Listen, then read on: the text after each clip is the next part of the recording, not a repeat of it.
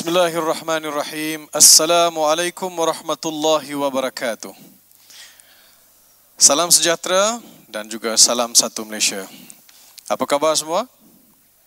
Alhamdulillah, sama-sama kita merafakkan kesyukuran kehadirat Allah Subhanahu wa taala yang telah memberi kita limpah dan kurnia untuk sama-sama kita berada dalam satu majlis ilmu. Mungkin ada yang tertanya-tanya, program kita hari ini program apa? Yang merupakan program yang telah disusun atur dengan begitu rapi, yang kita akan sama-sama lihat, sama-sama bincangkan perkara yang berkaitan dengan dialog harmoni di antara agama. Yang hari ini memang kita akan bincangkan konsep ketuhanan. Jadi dari Dewan Muktamar Islam Kuala Lumpur istimewa dibawakan oleh Tiwi Al-Hijrah. Segalanya bermula di sini. Para hadirin dan hadirat yang saya kasih sekalian, saya tidak bersorangan untuk membincangkan topik ini. Di sebelah kanan saya tidak asing lagi, Brother Tan Huat Che, yang merupakan seorang pakar dalam bidang berkaitan dengan agama Buddha, dan beliau telah banyak bercakap dalam beberapa pentas forum, dalam beberapa artikel-artikel tulisan beliau juga telah memuatkan perkara yang berkaitan dengan agama Buddha. Jadi sebelah dengan Brother Tan ialah Dr. Bala. Nama penuh Dr. M. Bala Dharmalingam. Beliau merupakan medik doktor. Saya ingin kenalkan sedikit latar belakang beliau dalam aktiviti ataupun jawatan beliau dalam aktiviti kemasyarakatan, terutamanya yang menyentuh terus agama berkaitan agama Hindu, ialah National Exco Member for Interreligious Council, yang dulu dikenali sebagai MCCB CHST. Beliau juga sangat dikenali di peringkat nasional, di peringkat kebangsaan kita sebagai seorang yang sering muncul untuk mewakili agama Hindu bercakap kepada masyarakat dan dalam usaha memperkenalkan apa itu agama Hindu. Seterusnya yang berbahagia Brother Syahkirit sebelah kiri saya. Ya. So saya ada dua orang brother, Brother Tan, Brother Shah. Ya. Alhamdulillah. Dua orang brother, sister seorang ini. Ya. Jadi Brother Shah juga sedia dikenali oleh masyarakat di negara ini yang sering muncul memberikan ulasan-ulasan, memberikan suntikan-suntikan spiritual, suntikan-suntikan kerohanian, suntikan-suntikan dakwah yang memang aktif di negara ini. Tanpa melengahkan masa lagi, saya ingin memperkenalkan yang di hujung nun di sana, ya, Puan Charanjit Kaur, anak perempuan Darshan Singh. Ya. Apa khabar Puan? Baik. Sehat. Terima kasih. Ceria nampak hari ini. Beliau merupakan pensyarah, ya, pensyarah di Department of General Studies, Faculty of Creative Industry, Universiti Tunku Abdul Rahman. Baik, kita ada beberapa pusingan dalam sesi ini, dan kali ini kita dapat menampilkan beberapa orang panel, dan mungkin pada kali-kali akan datang kita akan menampilkan pula panel-panel yang lain yang mewakili beberapa agama yang lain yang hidup secara harmoni di negara ini. Apa yang kita adakan pada hari ini adalah merupakan satu perbincangan yang secara harmoni untuk kita lebih kenal. Fas'alu ahla dzikri in kuntum la ta'lamun. Allah Subhanahu wa taala perintahkan kita supaya bertanya kepada ahlinya kalau kamu tidak tahu. Nak kenal agama Hindu itu apa? Tanya pada Dr. Bala. Nak tahu mengenai agama Sikh? Tanya pada Puan Charanjit. Nak tahu mengenai agama Buddha? Tanya kepada Brother Tan. So kita ada wakil-wakil. So mungkin ada kekeliruan, mungkin ada perkara yang masih tidak jelas lagi. Apa kata? Hari ini kita tanya. Ya, bukan untuk didebatkan, tapi untuk bertanya, untuk menambah lagi maklumat supaya agama-agama yang ada di negara ini dapat dikenali dengan lebih dekat untuk mewujudkan suasana yang lebih harmoni. Tanpa melengahkan masa, saya ingin terus kepada Brother Syahkirit. Pusingan ini pun bukan saya yang atur, memang sudah dipersetujui begitu bahawa pusingan pertama, panel pertama yang akan bercakap ialah Brother Syahkirit. So saya ingin kembali kepada Brother Syahkirit untuk memberi sedikit pengertian mengenai agama Islam yang kita anuti pada hari ini. Silakan Brother. Terima kasih saudara moderator Ustaz Farid Rawi, ahli-ahli panel Dr. Bala, saudara Tan, Puan Charanjit, tuan-tuan, puan-puan serta penonton yang dirahmati Allah Subhanahu wa taala. Assalamualaikum warahmatullahi wabarakatuh. Yang bermaksud selamat sejahtera ke atas anda semua. Baiklah, tentang persoalan apakah maksud Islam? Kalau kita lihat Islam ini adalah dalam bahasa Arab, Dan untuk memahami maksud Islam, marilah kita lihat beberapa perkataan-perkataan lain dalam bahasa Arab yang berasal daripada dasar yang sama, iaitu salam, aslama dan salima. Salam dalam bahasa Arab bererti selamat, sejahtera, aman, damai, harmoni. Aslama bererti kita taat kepada perintah Tuhan secara rela. Kita menyerah diri kepada Tuhan secara menyeluruh. Total and willing surrender to God. Dan salima bererti sahih, tulen, betul ataupun autentik. Secara ringkas, Islam bererti kita menyerah diri kepada Tuhan secara rela dan menyeluruh dengan cara yang autentik untuk mencapai keharmonian dan keselamatan. Manusia telah dikurniakan dengan akal pemikiran. Dengan akal pemikiran ini menjadikan manusia satu makhluk yang istimewa, di mana Tuhan memberikan izin kepada manusia untuk membuat pilihan. Dengan akal yang dikurnia oleh Tuhan, manusia boleh memilih sama ada mahu taat kepada perintah Tuhan ataupun tidak taat kepada perintah Tuhan. Kita dapat bezakan antara yang benar dan antara yang salah. Dan bila kita memilih taat kepada perintah Tuhan, maka kita akan dapat keharmonian dan keselamatan. Kita akan rasa harmoni antara kita dan pencipta kita, iaitu Tuhan. Kita akan rasa harmoni antara kita dan sesama manusia, sesama makhluk. Dan kita akan rasa harmoni dan tenang di dalam hati kita. Tetapi sebagai manusia, kalau kita memilih tidak mahu taat kepada perintah Tuhan, maka akan laku kerosakan, kebinasaan di atas muka bumi ini.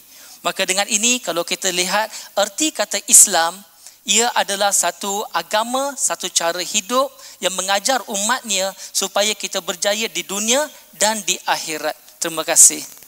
Terima kasih kepada Brother Syakiri yang telah mengenalkan kepada kita secara mukaddimah apa itu agama Islam, yang asal usulnya perkataan daripada asal perkataan salima, dan kita dapat faham bahawa agama Islam ini agama kesejahteraan. Itu yang diwar-warkan dalam tuntutan syariat dan juga agama yang dibawa Nabi Muhammad sallallahu alaihi wasallam, udkhulu fis silmi kafa. Disuruh kita masuk ke dalam kesejahteraan ini secara sempurna. Lepas itu juga agama-agama lain pun mengajak kepada kesejahteraan. Jadi apa kata kita dapatkan maklumat yang berkaitan dengan pengenalan agama Buddha ni daripada Brother Tan. Silakan Brother. Terima kasih Tuan Moderator, ahli panel yang dihormati dan pada hadirin sekalian. Agama Buddha itu berasal dari negeri India dan telah wujud lebih kurang 2,600 tahun yang lalu. Dan agama ini diasaskan oleh pengasasnya ialah Siddhartha Gautama yang berasal di bahagian utara benua India itu. Perkataan Buddha itu berasal dari perkataan Bud yang bermaksud insan yang telah bangun. Bangun daripada apa? Bangun daripada kejahilan. Sebab kita sudah lama tidur lena dalam dunia kejahilan. Tidak faham tentang kebenaran dunia. Jadi apabila Buddha datang ke dunia ini, dia membongkar rahsia hidup manusia. Mengapa kita berhidup dalam penderitaan. Dan ajaran-ajaran agama Buddha terasnya terletak pada 4 kebenaran yang mulia. The Four Noble Truths. Yang pertama tu manusia sejagat kita hidup dalam penderitaan dan kesengsaraan. Dan yang kedua, kebenaran yang kedua itu, kesengsaraan dan penderitaan ini ada sebab musabab dia, ada puncanya. Dan puncanya adalah kerana manusia itu ada tamak halubah, hasad dengki dan juga kejahilan. Dan oleh kerana ketiga-tiga faktor ni yang menyebabkan manusia itu selalu bertindak melebihi apa daripada lunas-lunas dan batas-batas yang diperlukan. Dan yang ketiga, dalam kebenaran yang ketiga, Buddha mengatakan, walaupun kita hidup dalam penderitaan dan kesengsaraan, tapi jangan rasa hampa dan kecewa sebab ada jalan keluar kepada masalah ini. Dan dalam kebenaran yang ketiga, Buddha mengatakan bahawa terdapat penyelesaian pada penderitaan. Dan yang keempat tu, kebenaran yang keempat ialah menyatakan bahawa manusia tu boleh hidup aman, sejahtera, harmoni dan juga rasa tenang dalam hidupnya. Caranya ikut jalan 8 lapis yang mulia. Iaitu dalam bahasa Inggeris kita katakan the Noble Eightfold Path. Dan secara intinya ini merupakan 4 kebenaran yang mulia yang diajar oleh Buddha kepada umat manusia. Terima kasih Brother Tan ya. Nampak begitu menarik di antara ulasan-ulasan yang telah diketengahkan, 4 perkara yang diperjuangkan oleh Buddha itu sendiri. So kita dapat mengenal satu perkara yang baru pada hari ini supaya kita lebih menghormati kepada agama yang kita lihat dianuti sekumpulan penduduk tanah air ini, warga negara Malaysianya yang ada menganut agama Buddha. Jadi Dr. M. Bala, beliau juga merupakan seorang musician yang baik. Tadi sempat saya tanya beberapa makna lagu Tamil yang saya sendiri tak faham. So saya ingin mohon kepada doktor supaya beri penjelasan mengenai pengenalan terhadap agama Hindu. Silakan doktor. நமச்சிவாய வாழ்க நாதன் தாழ் வாழ்க இமைப்பொழுதும் நெஞ்சில் தீங்காதான் தாழ் வாழ்க. Salam sejahtera kepada semua penonton. Apa khabar semua? Perkataan Hindu itu bukan sebenarnya nama asal untuk agama Hindu. Sebenarnya agama Hindu telah lama dikenali sebagai Sanatana Dharma. Tapi semasa orang putih datang ke India, mereka susah nak cakap, susah nak sebut Sanatana Dharma ataupun perkataan yang susah sangat. Jadi mereka nak perkataan yang singkat. Jadi mereka telah pun tahu civilization itu daripada Sungai Sindhu yang ada dulu kala. Jadi orang-orang yang hidup daripada sana, jadi mereka namakan orang Hindu ataupun orang Hindustan ataupun akhirnya agama Hindu. Jadi sebenarnya nama asal adalah Sanatana Dharma, maksudnya adalah amalan murni yang abadi. Dalam agama Hindu tidak ada seorang saja yang menciptakan agama ke ataupun yang menjadi pemula agama. Manakala agama Hindu adalah dianggap sebagai yang telah pun dikurniakan kepada umat manusia daripada awal-awal tamadun ataupun awal-awal manusia sudah pun ada di dunia ini. Jadi itulah maksudnya yang abadi, amalan yang abadi. Jadi Sanatana Dharma itu penting. Dharma itu yang seperti kata tadi, amalan. Jadi prinsip-prinsip yang penting di mana kita kena hidup, kita tidak hidup dengan sempurna, sejahtera, dan juga kita tidak boleh beri apa saja kemuskilan kepada orang lain. Itu yang penting. Dan jadi salah satu prinsip yang penting adalah ahimsa, ataupun kita tidak boleh buat sesuatu yang tidak baik atau yang sesuatu yang mencederakan, menyakitkan orang lain.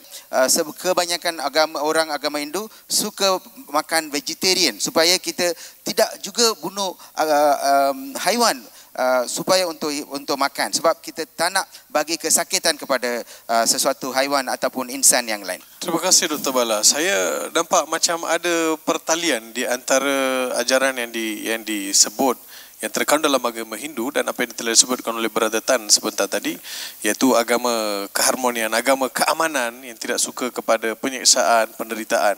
Perkara ini pun kita dapati dalam agama Islam wujud. Ayat-ayat di dalam Guru Granth Sahib yang merupakan kitab spiritual agama Sikh adalah refleksi komunikasi langsung daripada Tuhan.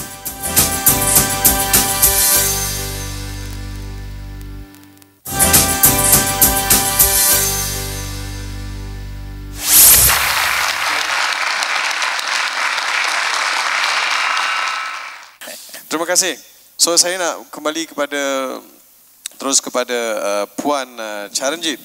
Puan Charanjit, boleh kenalkan kepada kami dan juga pengertian, tafsiran, definisi mengenai agama Sikh itu sendiri. Silakan. Ya. Terima kasih Tuan Moderator. Selamat petang kepada semua ahli panel, hadirin. Terlebih dahulu saya ingin mengucapkan ribuan terima kasih kepada pihak TV Al-Hijrah kerana sudi mengundang saya untuk membicarakan konsep ketuhanan dari perspektif Guru Granth Sahib. Pada asasnya agama Sikh adalah agama yang bersifat praktikal dan falsafahnya boleh dipraktiskan dalam kehidupan seharian. Falsafah agama Sikh menekankan aspek kesamarataan manusia dan mencengkam segala bentuk penindasan atau ketidakadilan.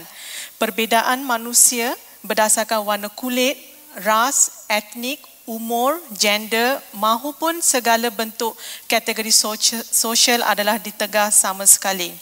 Segala ajaran guru-guru Sikh telah dimaktubkan dalam kitab suci setebal 1430 muka surat yang pendek kata mengajar penganutnya untuk berbakti kepada Tuhan, jangan lupa Tuhan pada setiap hari dan pada masa yang sama berbuat baik kepada ciptaannya, yakni termasuk manusia dan benda-benda hidup yang lain. Ideologi agama ini telah disusun sebenarnya pada abad ke-15 hingga ke abad 17 dan selama 200 tahun ini ilham atau mesej ini sebenarnya telah diperturunkan oleh Tuhan melalui guru-guru Sikh. Saya ingin petik satu ayat suci dalam kitab agama ini yang menyatakan bahawa Jesi me ai kasam ki bani Trisha kare gyan ve lalo, yang mengatakan bahawa perkataan itu sebenarnya datangnya dari Tuhan dan sebagai seorang messenger, yakni Guru Nanak, baginda hanya memberitahu kepada umat manusia ketika itu. Justru ayat-ayat di dalam Guru Granth Sahib yang merupakan kitab spiritual agama Sikh adalah refleksi komunikasi langsung daripada Tuhan. Memandangkan Guru Granth Sahib adalah identiti tunggal bagi komuniti Sikh, kita lihat komuniti Sikh ini juga dikenali sebagai komuniti tekstual atau komuniti yang berasaskan kitab. Oleh itu saya ingin memperkenalkan nama Sikh itu sekarang setelah memberitahu latar perkembangan agama ini. Sikh sebenarnya bermaksud a learner, pelajar. Justru sebagai seorang penganut Sikh, kami akan sentiasa belajar sepanjang masa sehingga akhir hayat. Terima kasih. Oh, terima kasih. Interesting. So, banyak perkara kita dapat kenal hari ini. Di antara definisi-definisi yang telah diberikan, makna Sikh itu maknanya learner, belajar, long life learning. Yes. So, itu tuntutan yang ada. Dalam Islam pun begitu juga. Kita lihat, kita pun disuruh tuntut belajar. Iqra' tu diturunkan, kemudian diulang-ulang kalimat Iqra' tu beberapa kali, suruh umat ini membaca. Supaya dengan baca itulah manusia akan keluar daripada kejahilan, akan terhindar daripada penindasan, akan keluar daripada kepapaan, akan keluar daripada segala macam cengkaman hidup yang saban hari kita lihat pelbagai masalah yang menimpa umat manusia di atas permukaan bumi ini. Saya yakin di bawah sana sudah berkobar-kobar orang nak bertanya soalan. Tanpa melengahkan masa, silakan. Perkenalkan diri dan terus soalan dia. Soalan saya adalah kepada saudara Syahirid, bagaimana saudara Syah menjawab soalan iaitu orang-orang Islam juga menyembah Kaabah sebagai berhala? Okay, silakan Brother Syahirid. Baik, terima kasih di atas persoalan tadi. Orang Islam sembah Kaabah sebagai berhala. Yang pertama sekali dalam Islam kita hanya menyembah Tuhan. Tuhan yang mencipta seluruh alam semesta yang kita sebut dengan namanya adalah Allah. Yang keduanya, dosa yang paling besar dalam Islam adalah dosa kita menyekutukan sesuatu dengan Tuhan. Bila kita menyembah selain dari Tuhan, itu adalah dosa yang paling besar. Kalau mana-mana orang Islam menyembah Kaabah sebagai Tuhan, itu adalah dosa yang paling besar. Dan yang ketiga, kenapakah bila kita solat, iaitu sembahyang, kita sebut solat, kita menghadap Kaabah hanya sebagai kiblat, bukan menyembah Kaabah. Sebab kita perlukan satu hala tuju. Kalau kita tidak ada satu hala tuju masuk waktu sembahyang, maka orang-orang Islam akan bergaduh satu sama lain. Hala mana kita nak tuju? Kenapakah Kaabah dipilih sebagai hala tuju? Jawapannya di dalam Al-Quran, surah Al-Baqarah, surah nombor 2, ayat 125, di mana Allah SWT berfirman bahawa Kaabah adalah rumah ibadah yang pertama dibina dalam sejarah manusia untuk menyembah Tuhan. Itu yang pertama. Dan kalau kita lihat bukti-bukti kita tidak menyembah Kaabah, bukti pertama pada awalnya di zaman Nabi Muhammad SAW, kiblat adalah di Masjid Al-Aqsa, Baitul Maqdis. Kemudian di dalam surah Al-Baqarah surah nombor 2 ayat nombor 150, Allah SWT memerintahkan orang Islam mengubah kiblat daripada Masjid Al-Aqsa kepada Kaabah ataupun Mekah. Bukti-bukti lain kita tidak menyembah Kaabah. Bukti pertama, orang yang menyembah berhala, dia tidak akan pijak berhala tadi. Tetapi orang-orang Islam zaman berzaman, kita memanjat atas bumbung Kaabah yakni kita memijak Kaabah tidak menjadi masalah. Bukti seterusnya, orang yang menyembah berhala, dia tidak akan memijak gambar-gambar berhala tadi. Orang-orang Islam setiap hari beribu-ribu orang Islam memijak gambar Kaabah. Kenapa saya kata begitu? Di atas sejadah ada gambar Kaabah dan bila kita berjalan, kita memijak saja. Kita tak hairan. Kalau kita menyembah Kaabah sebagai berhala, kita akan mengelak gambar Kaabah tadi. Oh my God, OMG, OMG, kita akan mengelak. Dan bukti terakhir saya berikan, bukti yang cukup nyata. Kalau dengan teknologi moden, katakan 4 biji helikopter, kita mengangkat bangunan Kaabah dan kita pindahkan ke dataran Merdeka di Kuala Lumpur.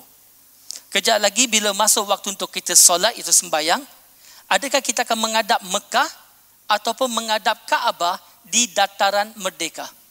Sebagai orang Islam, kita tetap menghadap Mekah, kita tidak menghadap Kaabah yang ada di dataran Merdeka. Itu bukti yang cukup nyata orang Islam tidak menyembah Kaabah sebagai Tuhan. Terima kasih. Okey, terima kasih kepada penjelasan yang telah diberikan oleh Brother Syahkirit. Jadi saya nak terus kepada Puan Charanjit Kaur mengenai, kalau boleh Puan Charanjit kongsikan dengan kami, apakah konsep ketuhanan dalam agama Sikh? Apa tujuan agama itu sendiri? Silakan. Saya akan mengambil mukadimah Guru Granth Sahib, iaitu kitab spiritual penganut agama Sikh, di mana mukadimah ini boleh dianggap sebagai puisi yang paling ideal untuk menggambarkan konsep ketuhanan. Izinkan saya untuk berbahasa dalam bahasa asalnya. Ek Omkar, Satnam, Karta Purkh, Nirbhav, Nirvair, Akal Murt, Ajuni Sebang Gurprasad. Dan sebelum saya huraikan ni, saya juga ingin memberitahu kepada para hadirin, kitab suci ini sebenarnya bermula dengan bukannya huruf tetapi angka, yakni 1. Ek. So sesiapa yang membaca kitab ini secara automatically boleh menggambarkan bahawa agama Sikh sebenarnya mempunyai konsep ketuhanan yang satu, atau yang lebih popular kita panggil sebagai agama monoteism. Dengan secara ringkasnya, saya boleh katakan bahawa Tuhan adalah Maha Pencipta, tidak dilahirkan, justru tidak melalui proses kematian. Tuhan tidak mempunyai emosi, tidak berasa takut, tidak perlu ditakut-takutkan. Tuhan tidak mempunyai perasaan kebencian.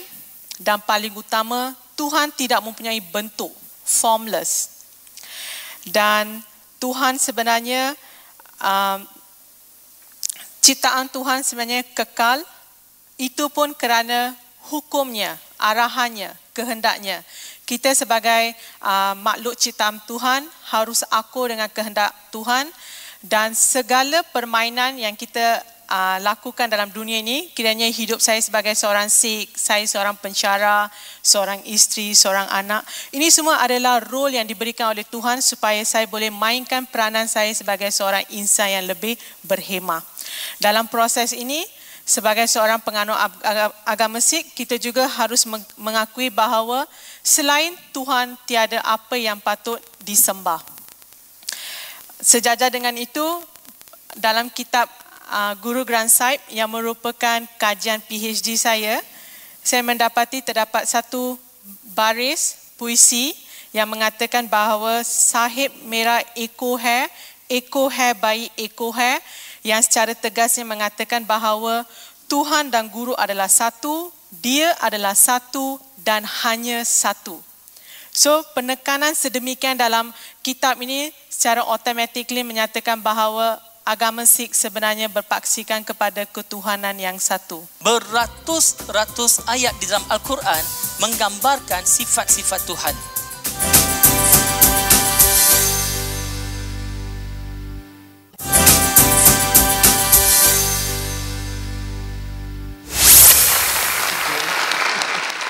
Jadi apa pula pendirian agama Islam itu sendiri mengenai konsep ketuhanan melalui kitab suci mereka? Silakan. Baiklah, terima kasih. Kalau kita lihat konsep ketuhanan dalam Islam, yang layak menggambarkan siapakah Tuhan, hanya Tuhan sendiri. Sebab Tuhan adalah Maha Pencipta dan kita adalah sebagai makhluk saja. Dan apa yang disebut di dalam Al-Quran, sebab bagi kita orang Islam, Al-Quran adalah wahyu yang diberikan kepada Nabi Muhammad sallallahu alaihi wasallam, dan Al-Quran adalah kata-kata dari Tuhan sendiri. Beratus-ratus ayat di dalam Al-Quran menggambarkan sifat-sifat Tuhan. Kita ambil contoh di dalam surah Al-Ikhlas, surah nombor 112 ayat 1 hingga 4. Dalam 4 ayat saja digambarkan sifat Tuhan secara jelas dan padat. Sebagai contoh, bila kita membaca Al-Quran, kita mula dengan Bismillahirrahmanirrahim, dengan nama Tuhan yang Maha Pengasih lagi Maha Penyayang. Ayat pertama, Kul huwallahu ahad.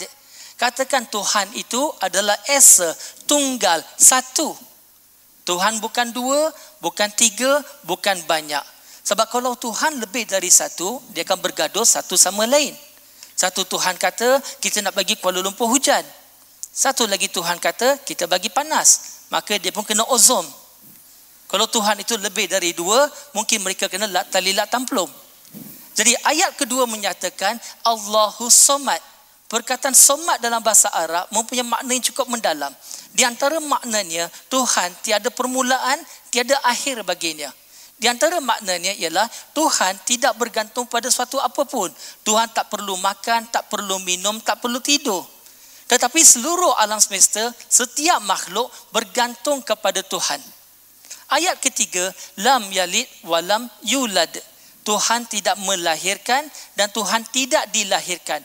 Pendek kata, kalau Tuhan melahirkan, maka kita akan ada anak-anak Tuhan. Maka anak-anak Tuhan ini kita sebut sebagai baby God. Lama-lama besar, mereka menjadi Tuhan dan akan mula bergaduh antara satu sama lain. Dan Tuhan juga tidak mempunyai ibu bapa. Kalau Tuhan ada ibu bapa lebih besar dari Tuhan. Sifat Tuhan tidak boleh ada suatu apapun lebih besar darinya. Ayat keempat, walam yakulahu kufuwan ahad. Tidak ada satu apapun yang serupa dengan Tuhan.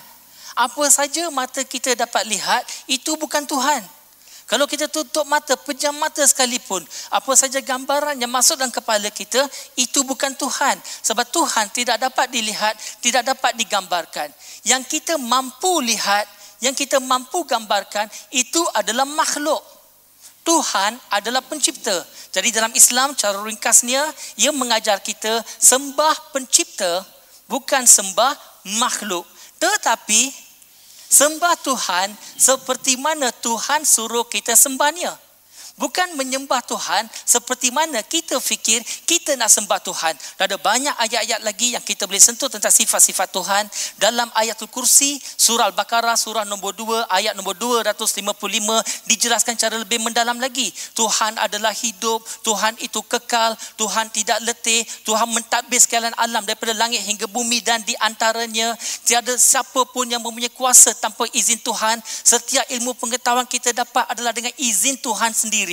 Dan setiap jajahan ini, kerajaan ini adalah milik Tuhan semata-mata. Tuhan adalah Maha Adil. Surah An-Nisa, surah 4 ayat nombor 40.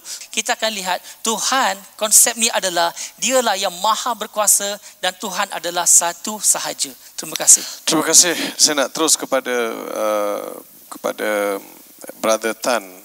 Bagaimana pula kitab dalam kitab suci yang dianuti dipegang oleh penganut agama Buddha membicarakan mengenai konsep ketuhanan itu sendiri. Silakan. Sebenarnya semasa saya dijemput untuk menghadiri forum pada hari ini, saya bercakap dengan Brother Shakiri. Topik hari ini sangat mencabar. Maksudnya dalam kesemua agama yang ada, yang wujud di negara kita ini, agama Buddha nampaknya berlainan sedikit. Kepercayaan pada Tuhan itu bukan sesuatu yang pokok. Walaupun dalam agama Buddha tidak menolak kewujudan Tuhan. Tapi bukan Tuhan yang dimaksudkan sebagai Tuhan yang mencipta segala-gala yang ada di alamnya. So we do not believe in a big capital G God. We believe in a God which is a small g.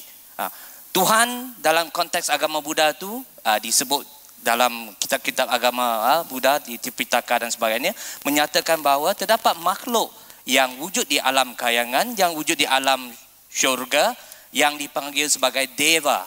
Dan mereka wujud dalam satu alam yang dipanggil Deva Loka. Dan makhluk ini dikatakan hidup dengan usia yang banyak, lama dan panjang.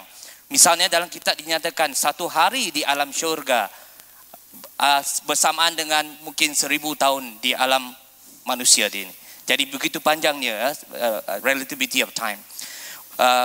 Bagi kaum Buddhis, kalau kita nak bincang tentang konsep ketuhanan itu, konsep ini masih boleh diterima sebab kita tidak pernah menolak apa-apa agama yang percaya pada Tuhan yang ada satu pencipta, dan kita juga harap agama lain akan terima pandangan ataupun pegangan kepercayaan para penganut Buddha, agama Buddha, bahawa terdapat wujud dia Tuhan tapi tidak sebagai satu pencipta. Kita tidak lihat pada Tuhan yang satu, tapi kita lihat apa-apa saja yang baik, yang merangkumi semua, yang membawa manusia ke jalan yang baik. Itulah sesuatu yang kita anuti. So maksudnya Brother Tan, Buddha itu sendiri bukan Tuhan. Ya, dalam agama Buddha kita tidak pernah menganggap manusia Buddha sebagai Tuhan, dan Buddha sendiri pun tidak menganggap diri sendiri sebagai Tuhan. Jelas. Dia ada agama yang berasaskan kepada ketuhanan, ada agama yang dia tidak berasaskan kepada wujudnya Tuhan. Dia walaupun disebut sebagai Devaloga tadi, kerana bahasa Tamil disebut Devalogam, disebut begitu kan, bahasa Tamil pun sebut. Mungkin itu bahasa Sanskrit Dia sebut mengenai satu alam maya, alam yang cukup tinggi, tempat berhuninya orang-orang pilihan begitu. Okey, Dr. Bala, bagaimana pula konsep ketuhanan berdasarkan agama Hindu? Silakan. Konsep Tuhan dalam agama Hindu adalah Tuhan adalah tidak ada nama, tidak ada rupa, dan dia memang lebih daripada fikiran ataupun akhlak manusia. Dia tidak boleh masuk dalam sesuatu konsep yang manusia boleh ingat. Itu Tuhan. Dalam Veda kata, Veda adalah buku yang tertua di dunia ini dalam sesuatu agama. Agama Hindu ada Vedas. Veda kata apabila seorang manusia ingat inilah Tuhan, jadi bukanlah Tuhan. Maksudnya macam itu. Sebab apabila akhlak saja ingat ini Tuhan, Tuhan itu lebih daripada akhlak manusia. Jadi kenapa ada pula beza, macam satu Tuhan saja tapi pula nampak macam ada. Itu bezanya sekarang. Macam mana? Dia adalah satu konsep yang penting dalam agama Hindu, adalah konsep simbolisma. Konsep simbolisma di mana satu Tuhan yang panggil ataupun yang dia tidak nama sebenarnya, dia tidak nama, tapi untuk pemahaman kita ada nama khas Tuhan panggil Para Brahman. Maksudnya yang lebih daripada yang seluruhnya. Itulah maksudnya Para Brahman. Tapi Para Brahman ini disifatkan dalam dua cara. Satu Nirguna Brahma, satu lagi Sarguna Brahma. Nirguna Brahma maksudnya seperti kata dia tidak ada nama, tidak ada rupa.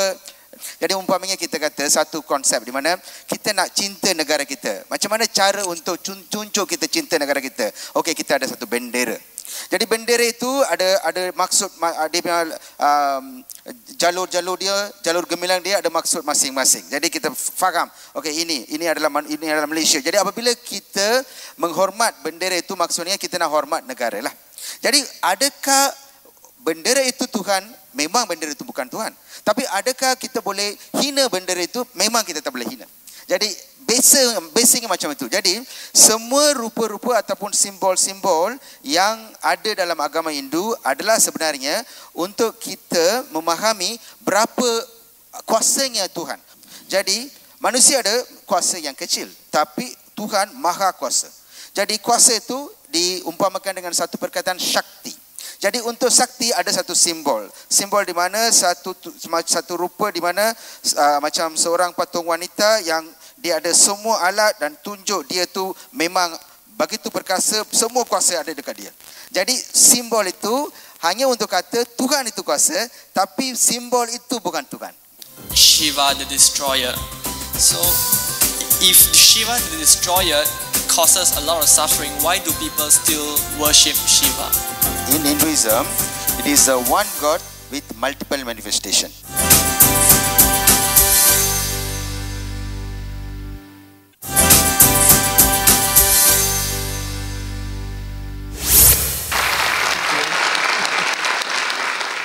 saya nampak discussion kita semakin mendalam dan nampak semakin kita dapat banyak perkara yang sebelum-sebelum ni kita tak nampak. Jadi konsep ketuhanan itu saya nampak dah ada persamaan. Cuma agama Buddha dia lain pada yang tiga konsep yang kita bincang dari sudut usulnya. Nampak ada pertemuan. Cuma perkara itu diinterpretasi, diterjemahkan dalam bentuk yang pelbagai. Di sini yang kita nak faham supaya kita nampak di mana pertemuan itu, di mana perpisahan, dan perpisahan itu tidak dilihat sebagai satu yang seharusnya diperkecilkan ataupun dimusuhi dan pelbagainya. Kita nak lihat kalau ada di sana soalan-soalan daripada hadirin dan hadirat. Sudah ada yang berdiri nampak kayaknya. Okey, saudari silakan. Okay, Assalamualaikum warahmatullahi wabarakatuh. Dan soalan ini saya tujukan kepada panel Islam, iaitu Brother Shah. Allah adalah Tuhan yang satu. Tetapi kenapa dalam Al-Quran Allah merujuk dirinya sebagai kami, menggambarkan Tuhan itu lebih dari satu? So mungkin Brother Shah boleh terus jawab. Terima kasih atas persoalan tadi. Kalau kami membawa maksud seolah-olah Tuhan lebih dari satu, maka jawapannya begini. Untuk kita memahami isi Al-Quran, kita kena memahami nahu dalam bahasa Arab. Dari segi nahu bahasa Arab, bila kita sebut jamak ataupun plural dalam bahasa Arab, dia ada dua jenis jamak, dua jenis plural.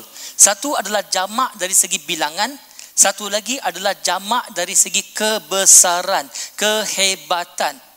Jadi kalau kita lihat, bila Allah Subhanahu Wa Taala Tuhan merujuk dirinya sebagai kami, ini bukanlah jamak dari segi bilangan, tetapi jamak dari segi kehebatan, kebesaran, kerajaan.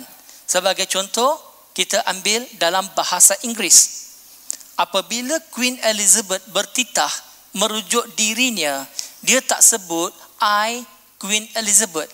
Dia kata we the Queen Elizabeth. Bila dia kata we, ada berapa ramai Queen Elizabeth? Seorang saja. Itu adalah the royal we. So plural ini ada the plural of royalty, the plural of quantity. Jamak dari segi bilangan dan juga jamak dari segi kebesaran, kehebatan, kerajaan. Jadi bila Allah merujuk kami, tetap satu, tetapi menunjukkan kehebatan, kebesarannya. Dan satu lagi, katakan kalau kami di sini membawa makna Tuhan lebih dari satu, maka orang-orang Arab di zaman Nabi Muhammad SAW yang menentang Islam pada waktu itu, bila turunnya ayat Al-Quran, Kul huwallahu ahad, katakan Tuhan itu satu, mesti mereka protes. Tadi kata kami, sekarang kata satu. Kenapa ada contradiction? Tidak berlaku soalan daripada orang-orang Arab di zaman Nabi Muhammad, sebab mereka berbahasa Arab dan mereka faham bahasa Arab dengan cukup baik. Harap itu menjawab soalan. Terima kasih. Terima kasih. Ya, silakan saudara di sebelah kanan saya ni. Good evening to all speakers. I have a question to Dr. Bala about Hinduism. I understand that Hindus worship three main gods: Brahma, the creator, Indra, the preserver, and Shiva, the destroyer. So, if Shiva, the destroyer, causes a lot of suffering, why do people still worship Shiva? That is my question. Thank you. Okay. Most important is, for your understanding, you see Brahma, Vishnu and Shiva as three different gods. But in Hinduism, it is one God with multiple manifestation. Jadi satu Tuhan saja, tapi sebab kita tengok tugas dia adalah sebagai Tuhan yang mencipta. Tuhanlah yang mempelihara. Tuhanlah yang apa yang cipta itu kena kembali juga balik kepada alam semula jadi. Jadi itu yang kita anggap sebagai destroyer. Tapi maksudnya bukan destroyer itu binasa, tapi adalah pemulihan balik. Jadi yang penting itu tiga fungsi: mencipta, mempelihara dan regenerate ataupun mengembalikan balik kepada alam semula itu adalah tiga tugas yang kita anggap sebagai satu Tuhan saja. Jadi ada tiga simbol yang lain. Itu yang penting. Saya ingat saya nak sebut macam cara lain. Umpamanya nama saya Dr. Bala, tapi nama saya juga, nama lain apabila saya pergi balik ke rumah, isteri saya panggil suami, ibu saya panggil anak, anak saya panggil bapa. Saya pula macam ada nama-nama yang lain pula, tapi saya masih seorang saja. Jadi untuk macam itu, Tuhan yang sama, tapi sebab kita faham dia punya tugas itu mencipta, mempelihara dan memulihkan balik ke Allah. Vishnu dengan Siwa itu adalah 3 manifestasi untuk satu Tuhan saja. Terima kasih. So, penjelasan yang nampak kita apa? Okey, silakan terus. Soalan kita. Assalamualaikum dan salam sejahtera. Saya nak ajukan soalan kepada Bro Syakirit, panel Islam. Jadi soalan saya, kalau Tuhan wujud, kenapa kita tidak boleh lihat Tuhan? Silakan. Kejawapan saya secara ringkas di sini, katakanlah saya adalah orang yang mencipta pen. Siapakah makhluk? Pen. Siapakah pencipta? Syakirit. Saya. So sekarang ini Syakirit mencipta pen. Pen sebagai makhluk, dia nampak tak pencipta dia Syakirit? Tak nampak. Kenapa? Sebab bila saya mencipta pen, saya tidak beri ia mata untuk melihat. Walaupun pen tidak nampak saya penciptanya, saya sebagai pencipta tetap wujud. Pen sebagai makhluk tidak nampak pencipta. Pencipta nampak pen. Begitu juga disebut dalam surah An'am, surah nombor 6 ayat nombor 103. Tidak ada manusia dapat melihat Tuhan. Tetapi Tuhan maha melihat segala sesuatu. Kenapa kita tak dapat melihat Tuhan? Kerana Tuhan tidak memberi manusia panca indera untuk melihat. Kita ada mata, tapi mata ini bukan panca indera untuk melihat Tuhan. Jadi walaupun kita tak nampak Tuhan, Tuhan tetap wujud. Tuhan nampak kita, kita tak nampak Tuhan. Syakirit nampak pen, pen tak nampak Syakirit. Harap itu jawab soalan tadi. Silakan, saudari. Assalamualaikum warahmatullahi wabarakatuh dan selamat sejahtera. Soalan ini saya tujukan kepada panel Hindu. Dr. Bala, betulkan saya jika saya tersilap? Ganesha merupakan Tuhan yang mempunyai kepala gajah. Jadi boleh doktor ceritakan bagaimana Ganesha mendapat kepala gajah? Seperti saya kata tadi, konsep simbolisme kena faham dulu. Jadi bukan rupa Ganesha itu Tuhan, tapi dia cuba terangkan sesuatu maksud ketuhanan itu kepada kita. Jadi yang penting itu dalam agama Hindu kita anggap ataupun percaya suara ataupun bunyi Om itu adalah bunyi pertama. Macam Big Bang Theory lah, Om. Okey, ini adalah bunyi pertama. Okey, Tuhan itu seumpama itu bunyi pertama. Jadi Om itu dalam bahasa Tamil adalah, saya hanya boleh tunjuk saja, dia mula daripada satu bulat besar macam ni, dia pergi atas macam ni, selepas tu satu lagi bulat di sini, selepas tu turun macam ni, dan akhirnya dia macam ni. Jadi hampir-hampir dia nampak macam ada telinga, kepala, satu lagi telinga, selepas tu macam gajah. Jadi gajah itu dipilih untuk terangkan sifat ketuhanan ini yang kata Om itu adalah yang primordial, yang daripada abadi. Jadi ini adalah konsep kesimpulan untuk kata Ganesha itu adalah untuk kita kata Tuhan adalah yang mula daripada dulu. Bismillahirrahmanirrahim. Assalamualaikum warahmatullahi taala wabarakatuh dan selamat petang. Saya ada soalan. Soalan ini saya tujukan buat Brother Tan. Berkaitan tentang agama Buddha.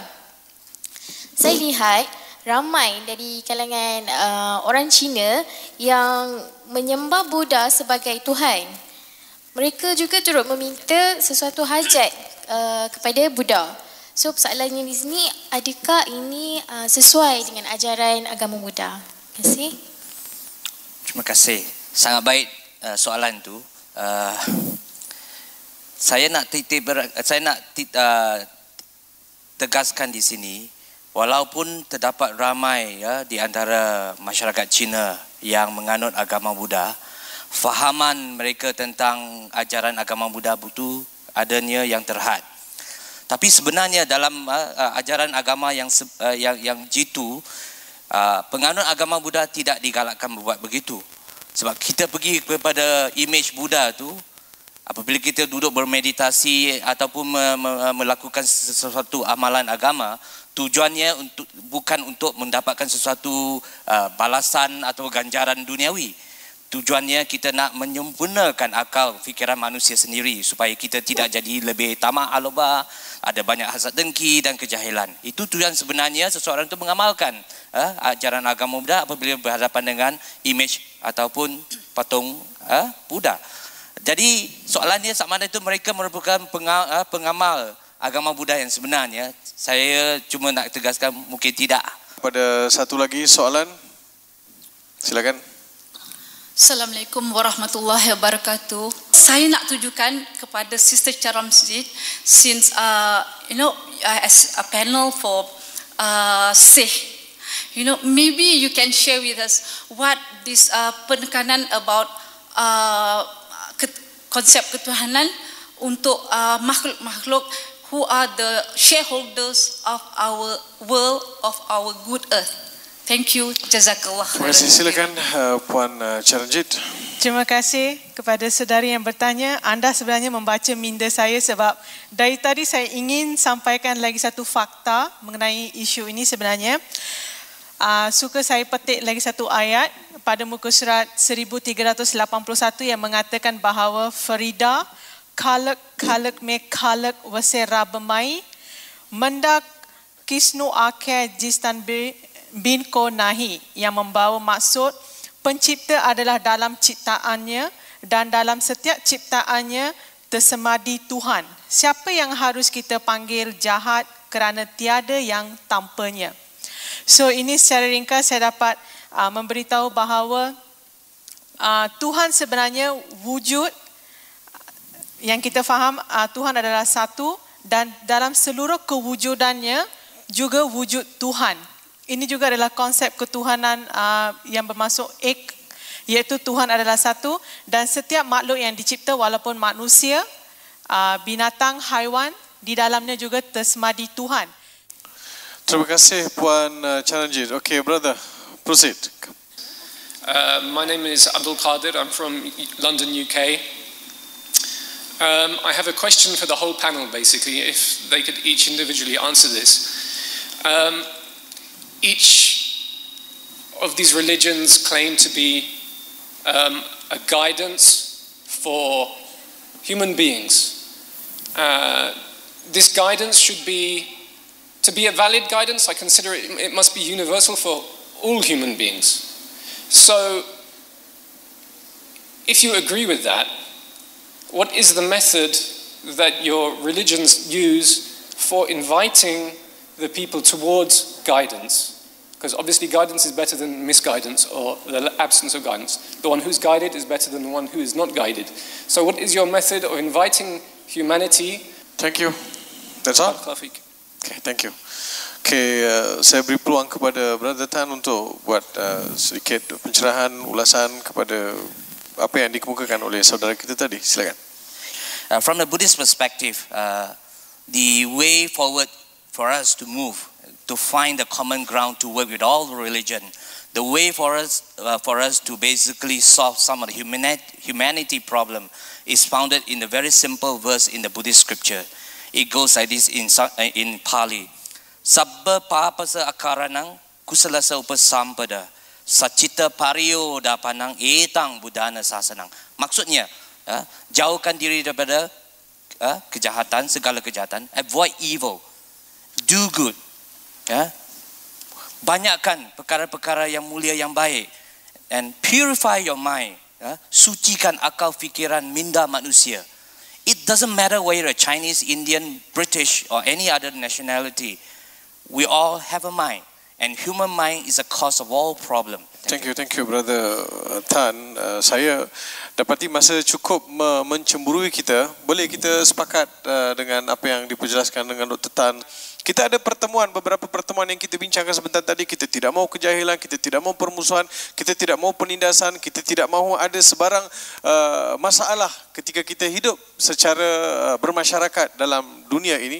Dan itu juga dianjurkan oleh agama-agama yang kita bincangkan sebentar tadi. Dan kita ucapkan terima kasih kepada seluruh warga yang hadir dalam menjayakan program pada petang ini. Mudah-mudahan program seumpama ini dapat menjadi satu suntikan maklumat kepada masyarakat kita dari semasa ke semasa untuk memahami agama-agama lain yang sedang dipraktiskan di negara ini. Mudah-mudahan dengan kita faham, kita dapat bertoleransi, kita dapat menghormati antara satu sama lain. Nampaknya TV Hijrah telah menyahut cabaran untuk mengadakan satu diskusi yang begitu mencabar ini. Niat kita baik, tujuan kita baik, jangan kita buat spekulasi yang tidak menentu, tanya kepada ahli dia. Dengan demikian kita dapat mempercambahkan lagi pengetahuan kita. Jadi saya ingin mengucapkan jutaan terima kasih kepada para panelis kita di atas pentas ini, bermula dengan Dr. Bala, ya, Brother Tan, Brother Syakir dan juga Puan Charanjit dan juga seluruh telah menjayakan program ini, dan tuan-tuan dan puan yang telah meluangkan masa dan duduk bersama-sama kami dalam majlis ini. Sekian daripada saya dan juga mewakili kru penerbitan rancangan yang eksklusif ini, Dialog Harmoni. Mudah-mudahan kita diberkati dan dikasihi oleh Allah Subhanahu Wa Taala. Sekian daripada saya, segala yang baik itu daripada Allah, segala yang kurang itulah kelemahan saya. Wabillahi taufiq wal hidayah. Wassalamualaikum warahmatullahi wabarakatuh.